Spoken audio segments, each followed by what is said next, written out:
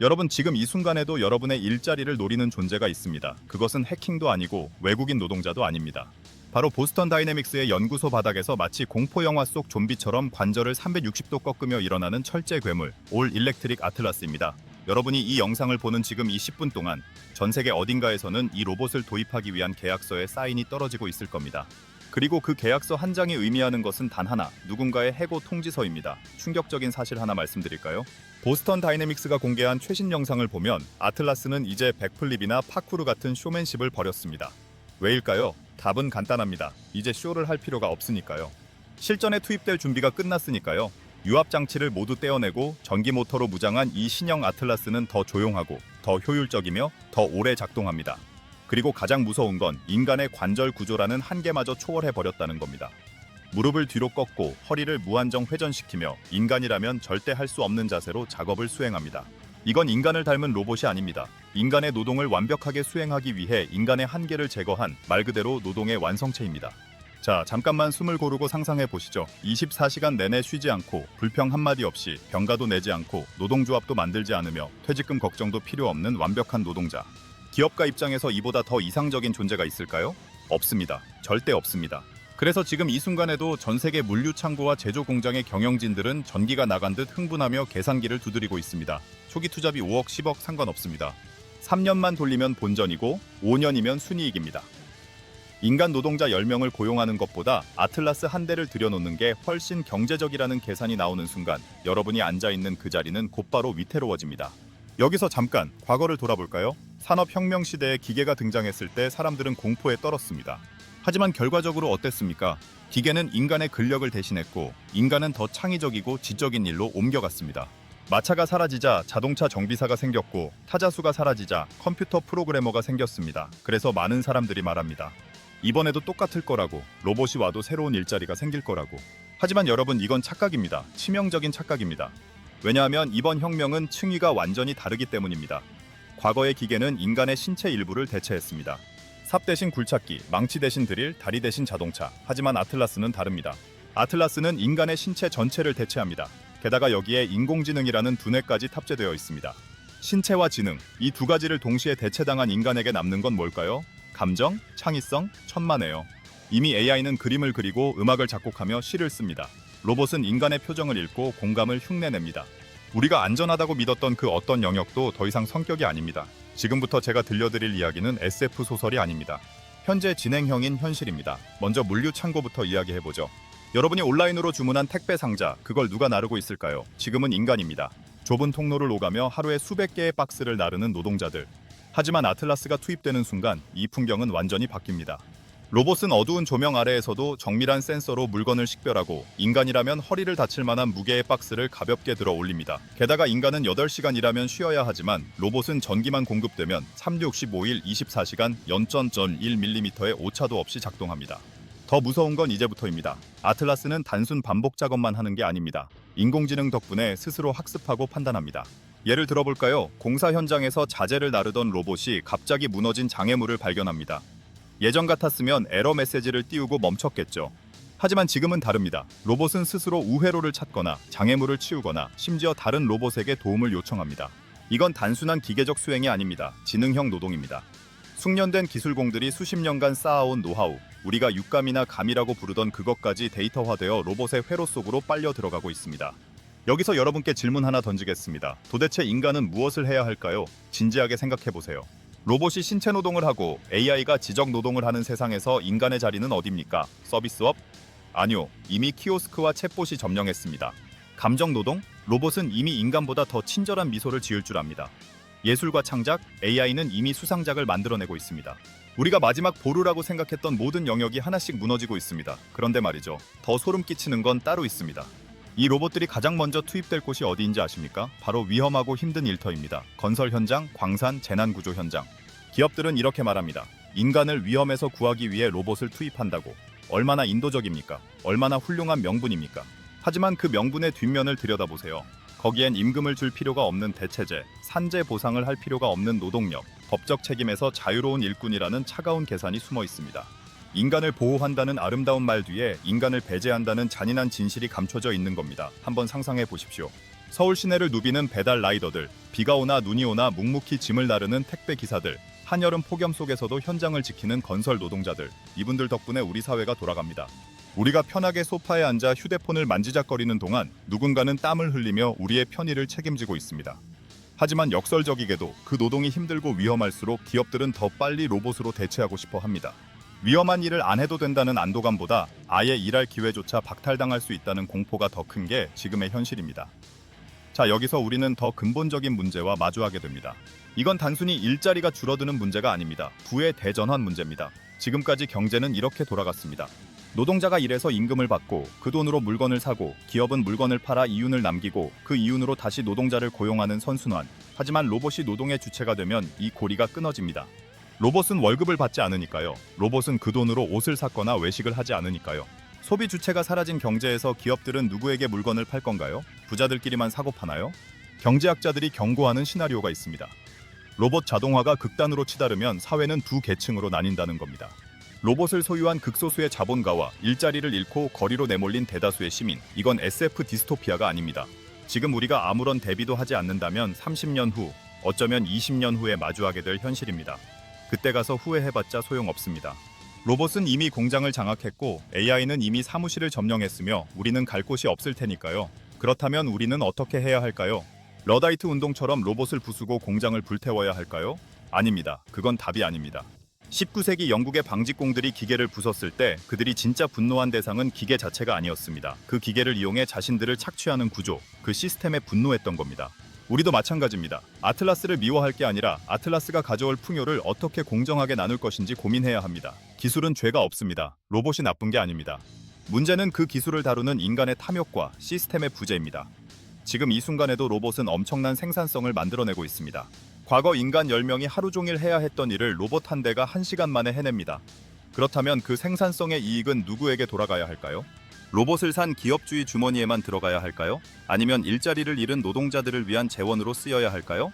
이 질문에 대한 답을 지금 내놓지 않으면 아틀라스의 경쾌한 발걸음은 누군가의 생존을 짓밟는 무거운 발구름이 될 겁니다. 그래서 전 세계적으로 논의되고 있는 게 바로 로봇세입니다. 로봇이 인간의 일자리를 대체해서 얻은 이익에 세금을 매기자는 겁니다. 그리고 그 세금으로 기본소득을 지급하거나 재교육 프로그램을 운영하자는 거죠. 빌 게이츠 같은 사람도 로봇세를 주장했습니다. 하지만 기업들은 반발합니다. 기술 발전을 저해한다고, 경쟁력을 떨어뜨린다고 말이죠. 그 사이에서 정치인들은 눈치만 봅니다. 표가 되나 안 되나, 기업의 로비는 어떻게 되나 계산하면서요. 우리가 준비해야 할 건 로봇세만이 아닙니다. 우리가 준비해야 할 건 로봇세만이 아닙니다. 전면적인 사회 시스템의 재설계가 필요합니다. 교육부터 바꿔야 합니다. 지금 학교에서는 여전히 20세기식 교육을 하고 있습니다. 암기하고 시험 보고 정답 맞히는 교육. 하지만 그런 능력은 AI가 인간보다 100만 배 잘합니다. 우리 아이들에게 가르쳐야 하는 건 로봇이 할 수 없는 것들입니다. 비판적 사고, 윤리적 판단, 타인과의 협력, 예상치 못한 상황에서의 창의적 대응. 하지만 현실은 어떻습니까? 여전히 수능 점수에 목을 매고 스펙 쌓기에 혈안이 되어 있습니다. 복지 시스템도 완전히 뜯어고쳐야 합니다. 지금의 복지는 일을 하는 사람을 전제로 설계되어 있습니다. 실업급여도, 국민연금도, 건강보험도 모두 고용을 기반으로 합니다.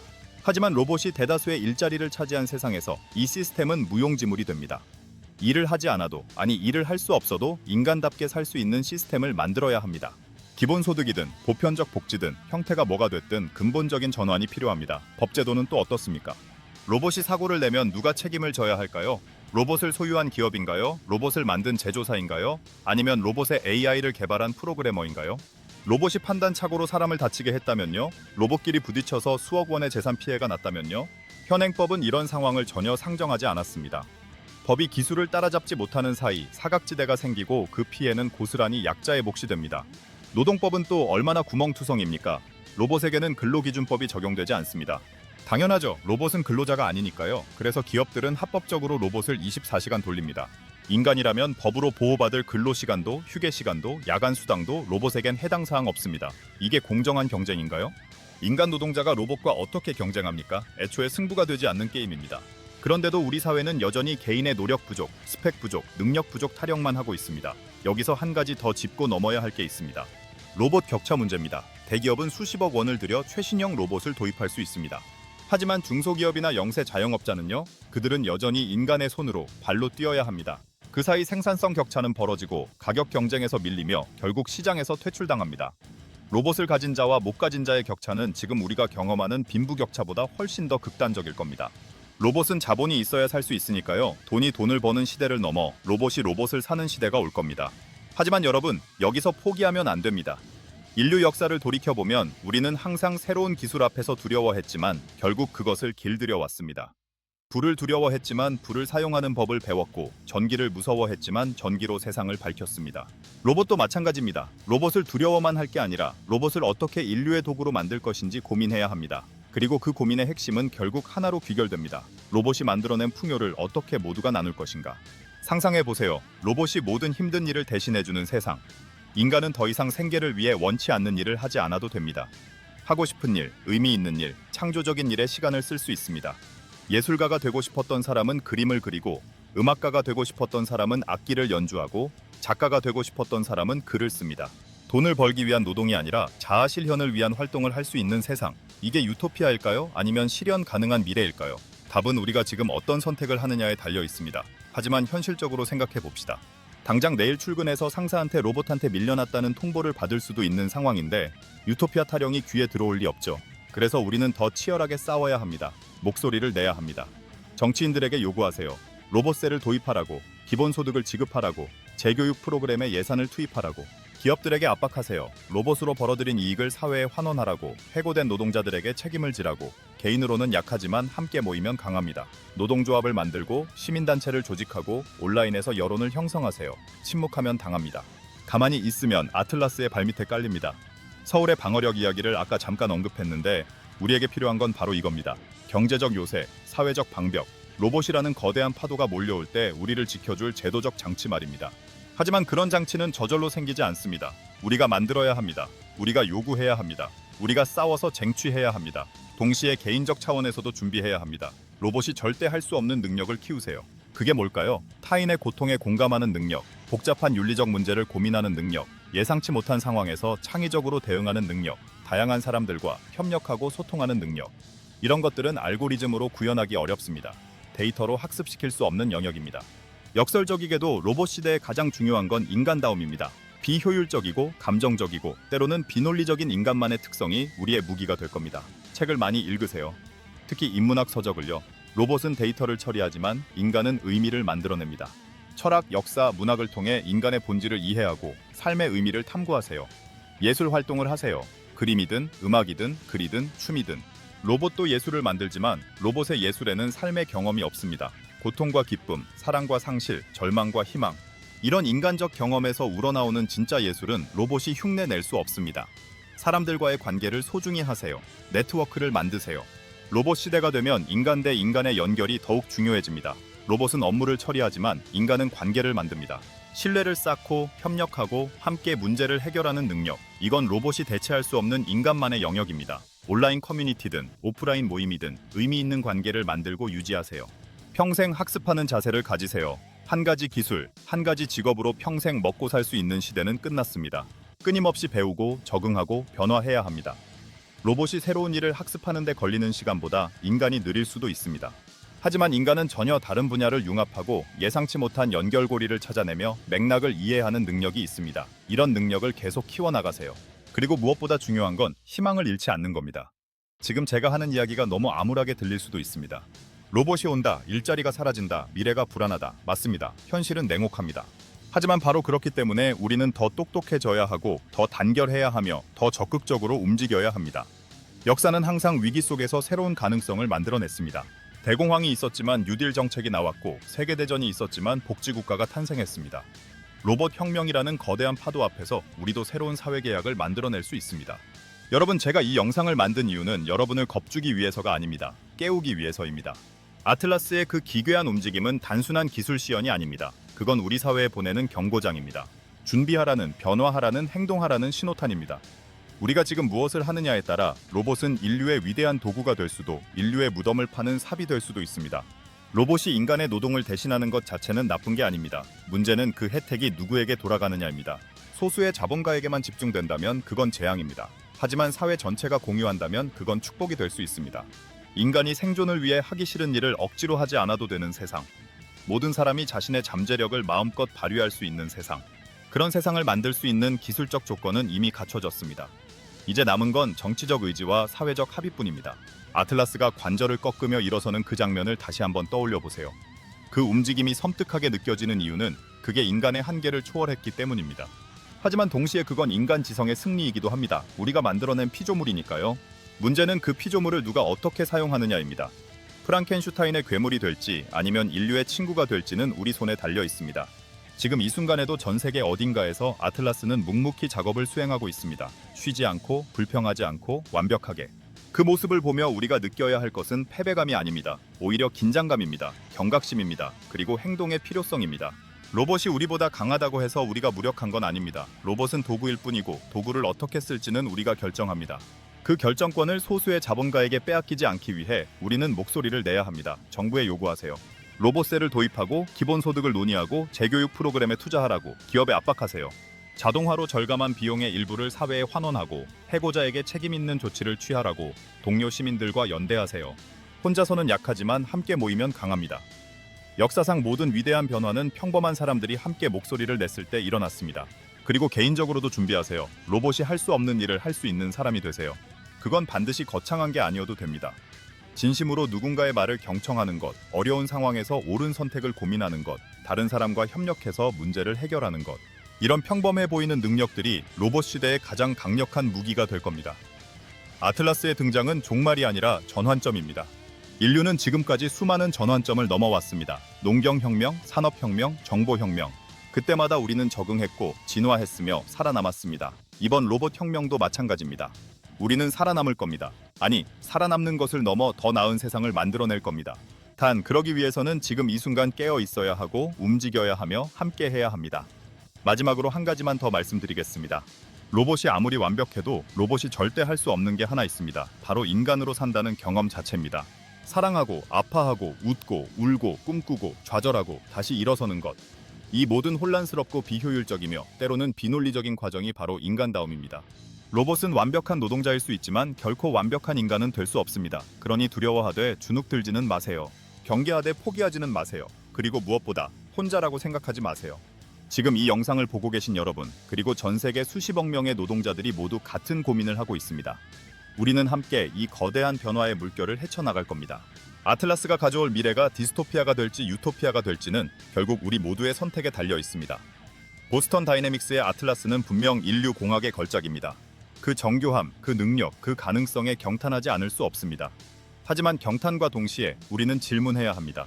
이 놀라운 기술이 누구를 위한 것이냐고, 소수를 더 부유하게 만들기 위한 도구인지 아니면 모두를 더 자유롭게 만들 수단인지 그 답은 아직 정해지지 않았습니다. 지금 우리가 어떤 목소리를 내고 어떤 행동을 하고 어떤 미래를 선택하느냐에 따라 결정될 것입니다. 여러분, 오늘 이 영상이 불편하게 느껴졌다면 그게 정상입니다. 불편함은 변화의 시작입니다. 그 불편함을 행동으로 바꾸세요. 주변 사람들과 이 주제에 대해 이야기하세요. SNS에 여러분의 생각을 공유하세요. 지역 정치인에게 연락하세요. 작은 행동 하나하나가 모여 큰 변화를 만듭니다. 로봇의 시대는 이미 시작되었습니다. 피할 수 없습니다. 하지만 그 시대를 어떻게 만들어갈지는 우리가 결정할 수 있습니다.